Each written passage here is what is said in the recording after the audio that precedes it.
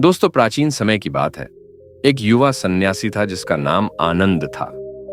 वह आत्मज्ञान की खोज में एकांत स्थानों में साधना करता था और पूरी तरह से संसार से विरक्त होने की कोशिश करता था।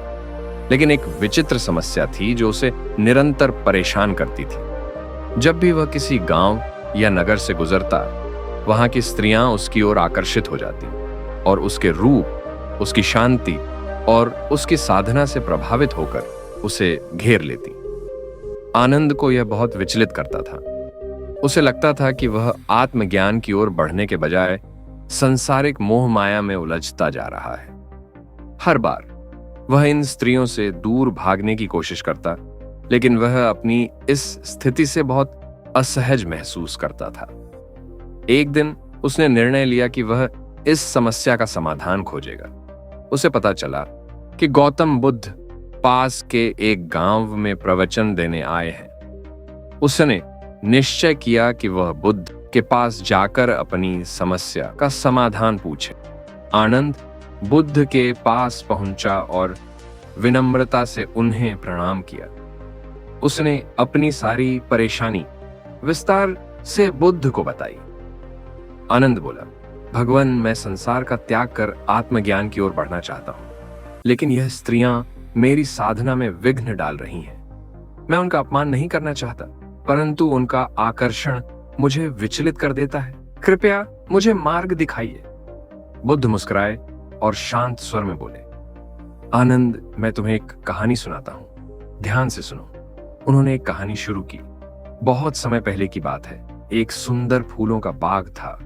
उसमें हर प्रकार के रंग बिरंगे फूल खिले थे। उस बाग के पास एक साधु रहा करता था जो अपनी साधना में लीन रहता था। लेकिन बाग के फूल उसकी साधना को भंग नहीं कर पाते थे, क्योंकि वह फूलों की सुंदरता को देखकर मोह में नहीं फंसा था। वह उन्हें प्रकृति का हिस्सा मानता और उनसे केवल आनंद लेता था, मोह नहीं। बुद्ध ने फिर आनंद की ओर देखा और कहा, यह स्त्रियां भी उसी फूलों के बाग की तरह हैं। उनका आकर्षण स्वाभाविक है, परंतु यह तुम्हारे मन का मोह है जो तुम्हें विचलित कर रहा है। अगर तुम उन्हें संसार का एक प्राकृतिक अंग मानकर देखोगे और उन पर किसी प्रकार का मोह नहीं रखोगे, तो वे तुम्हारी साधना में विघ्न नहीं डालेंगी। आनंद ने गहराई से बुद्ध की बातों को सुना और महसूस किया कि समस्या वास्तव में उसके भीतर थी, न कि उन स्त्रियों में। उसे यह समझ आ गया कि उसे अपनी दृष्टि और सोच को बदलना होगा, ताकि वह संसार के आकर्षणों में फंसने के बजाय आत्मज्ञान की ओर बढ़ सके। आनंद ने बुद्ध से विदा ली और वापस अपनी साधना में लीन हो गया। अब जब भी वह स्त्रियों या संसार के अन्य आकर्षणों को देखता, वह उन्हें केवल प्रकृति के रूप में देखता, न कि किसी मोह के रूप में। धीरे धीरे वह पूरी तरह से अपने ध्यान और साधना में मग्न हो गया और अंततः आत्मज्ञान की प्राप्ति की। सीख संसार के आकर्षण हमें तभी विचलित कर सकते हैं जब हम उन्हें मोह या लालसा की दृष्टि से देखते हैं। जब हम उन्हें केवल प्रकृति का हिस्सा मानकर स्वीकार करते हैं, तो वे हमारे पथ में बाधा नहीं बनते।